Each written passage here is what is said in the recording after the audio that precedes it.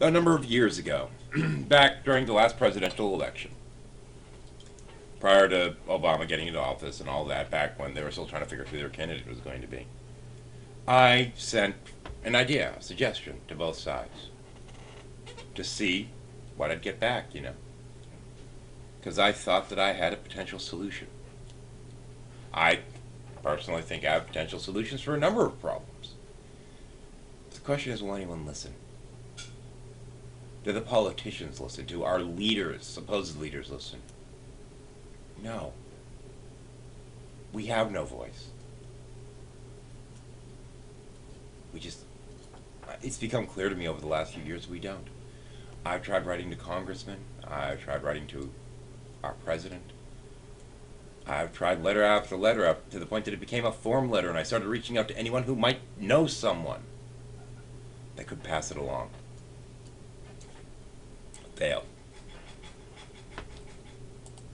So, for S&Gs, I'm going to air it here. Maybe there's some economics major or whatever that can tell me that, this is a stupid idea and would never work or whatever. Of course, there's also the fact that in order for this to work, you'd have to really tax corporations. You'd have to knock out the loopholes. You'd have to get rid of the tax holidays. And you'd have to tax the rich just like everyone else is taxed. Don't think they're willing to do that, and that might be part of the problem. But what struck me, and this is why I say we have no voice, it's not simply because they, looked at my harebrained proposal and either didn't respond to it, or blew it off, or gave me some excuse, or whatever, because it might be that it's something that won't work. That's completely possible. But when you write a letter saying, listen, I think this could help save American jobs. I think this could help bring jobs back from overseas. I think this could give an incentive for businesses to bring back those jobs and hire actual Americans to do this kind of work. And all you get back is a form letter thanking you for supporting their campaign. At that point, you know that there is something fundamentally wrong. Here's the proposal that I sent. And I've never written a real, law kind of proposal before, and this was... Anyway, I'll just get to it. But I'll preface it by saying that technically when it comes to this stuff, I have no idea what I'm doing.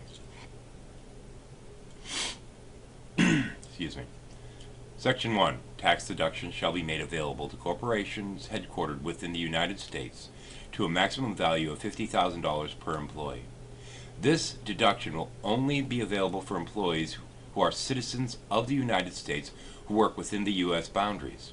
In order to be eligible to take this deduction, the employee must be employed throughout the entire duration of the fiscal year.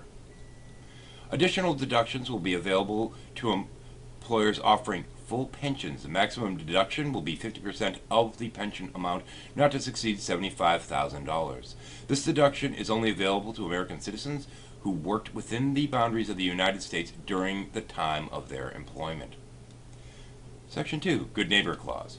Private persons residing within the borders of the United States may take tax deductions for organizations which they hire to do work on their behalf. This only applies to companies which are headquartered within the boundaries of the same state as the person commissioning said service. And employed U.S. citizens, and employs exclusively U.S. citizens, or predominantly U.S. citizens. This deduction is not to exceed $100,000 per organization contracted to do said labor. Section 3. Household staff. The deduction for private persons employing individual U.S. citizens full-time within the boundaries of the United States shall be allowed the same deduction as corporate entities. This applies to persons who work within one's household or on one's grounds, such as tutors, maids, chauffeurs, butlers, mechanics, dedicated nursing staff, groundskeepers, etc. Section 4. Restrictions. No individual corporation may be entitled to tax rebates exceeding the tax which they've paid in any given fiscal year.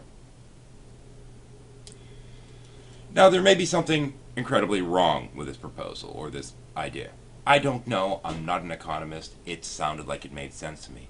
The idea was for the actual job creators, the people that are really employing private persons, to be able to get a tax deduction for the work that they're paying these people to do, as well as if you hire somebody to put a new roof on your house, you can get a tax deduction for doing so.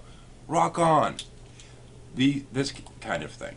And of course, to give businesses a deduction up to, say, what figure I used was $50,000 per employee for any American working in America that they're employing.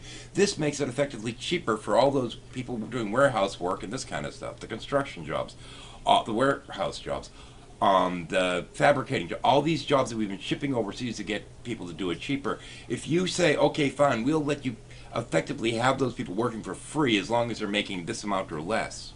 And if they're making a little bit more than that, well, that's that much less you need to pay. I figured, then they might bring back some of these jobs they're sending overseas. This might give the corporations reason to. You're bribing the corporations. Yeah, you're offering them a break per employee. But for crying out loud, if you have people making money, they can take that money, put it back into the economy, which keeps everything rolling. If only the top people have the money and nobody has the money to buy anything, nothing's being bought. Why can't these people see that? It's not trickled down from the top. The more people you have on the bottom, the more foundation you have to hold up the top. Anyway, I'm slowly running out of time here. I've been on my soapbox. Maybe there's something wrong with this, or maybe my theory is that, I'm a voter. I'm a taxpayer. Theoretically, these politicians work for me. But since I'm not the one contributing the big bucks to their campaign,